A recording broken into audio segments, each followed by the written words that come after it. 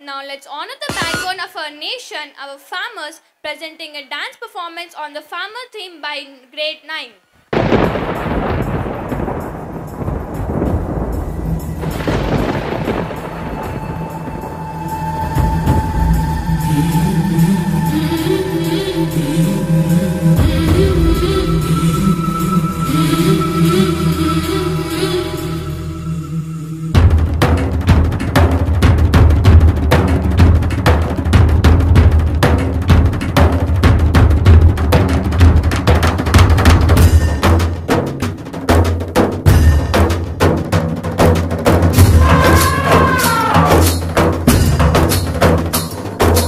కల్లు కల్లు మని సిరిమూవల్లే చినుకే చేరగా జల్లు జల్లు మని పులకింతల్లో పుడమే పాడగా కల్లు కల్లు మని సిరిమూవల్లే చినుకే చేరగా జల్లు జల్లు మని పులకింతల్లో పుడమే పాడగా హరివిల్లు ఎత్తి కరిమబ్బు వానవాడాలే వేయని నిలువెల్ల మంచు వడగళ్ళు తాకి కడగళ్ళే తీరని జడివాన జాడతో ఈ వేళ జన జీవితాలు చిగురించేలా రాలసీమలో ఈ వేళ రతనాల ధారలే కురిసేలా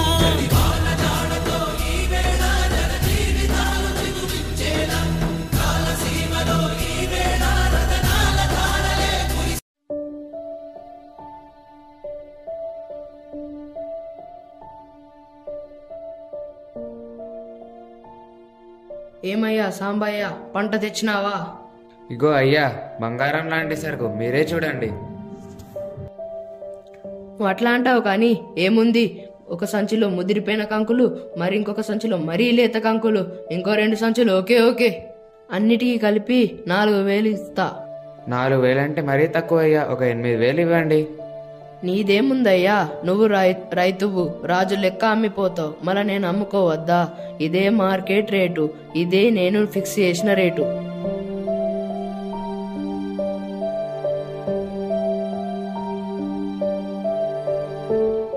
ఓ అన్నా, మురిగిపోయిన కంకులు అంటివి కదా, సంచి 2,000. సర్లే, ఇక్కడ పెట్టు. నమస్తే అన్నా, నువ్వు అడిగిన మంచి సరుకు, మార్కెట్లో ధర శానా ఉంది, ఇవాళ సంచి 3,000. సర్లే, అడ పెట్టు. నమస్తే సేటు, ఇగో నువ్వు అడిగిన బంగారం లాంటి సరుకు, ఇవాళ మార్కెట్లో ధర ఆకాశం అంటుకుంది, సంచి 4,000. ठीक है रख दो, तुम तो लूट रहे हो. నమస్తే సార్, మీరు అడిగిన లేత కంకులు, మార్కెట్లో సరుకు లేనే లేదు సార్. ఈ సరుకు పట్టనీకి చాలా కష్టమైంది, రేటు కూడా గట్టిగానే ఉంది సార్, సంచి 5,000. It's okay, keep there.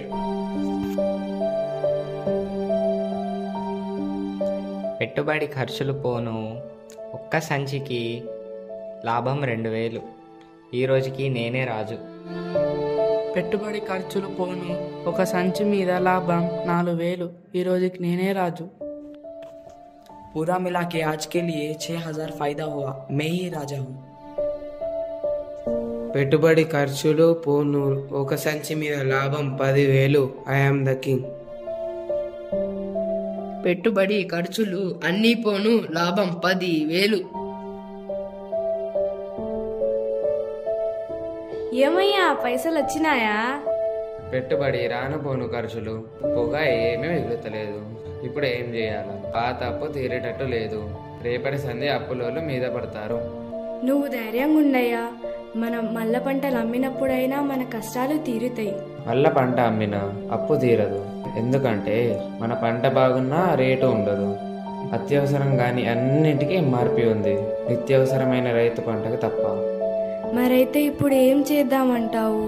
2 దారులు, ఒకటి మందు తాగిడి సావడం, లేకుంటే వ్యవసాయం మానేసి సిటీకి పోయి ఏ కూలో నాలో ఏదైనా పని చేసుకోవడం. ఇక ఈ వ్యవసాయం దండగా అంటే దండగా.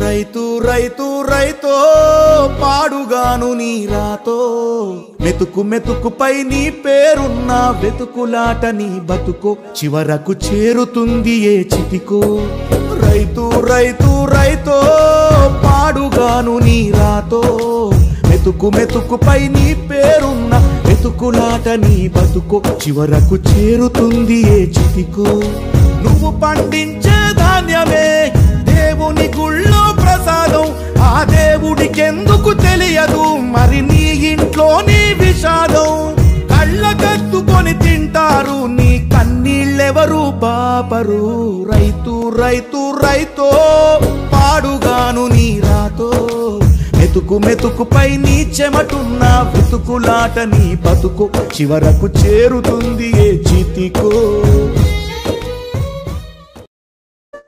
రైతే రాజంటున్నాం కానీ రైతు తప్ప అందరూ రాజులవుతున్నారు. మనం చేసే ఉద్యోగంలో 4 రోజులు జీతం ఆలస్యమైతేనే జీవితం స్తంభించిపోతుంది.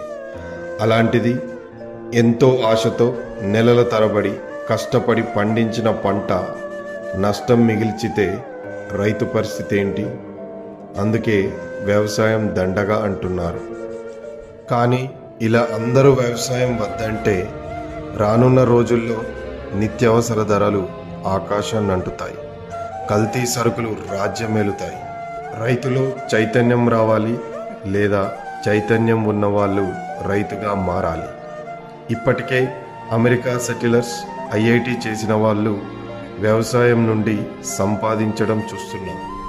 ఇప్పుడు ఉన్న టెక్నాలజీ సహాయంతో ఈ దళారీ వ్యవస్థను దాటి వ్యవసాయం వృత్తిగా కాక వ్యాపారంగా మరియు బాధ్యతగా చేయగలిగితే రైతు రాజవుతాడని, రైతే రాజవుతాడని ఆశిద్దాం. What a beautiful tribute. Thank you to 9th grade for this wonderful performance. Let's give them a big hand.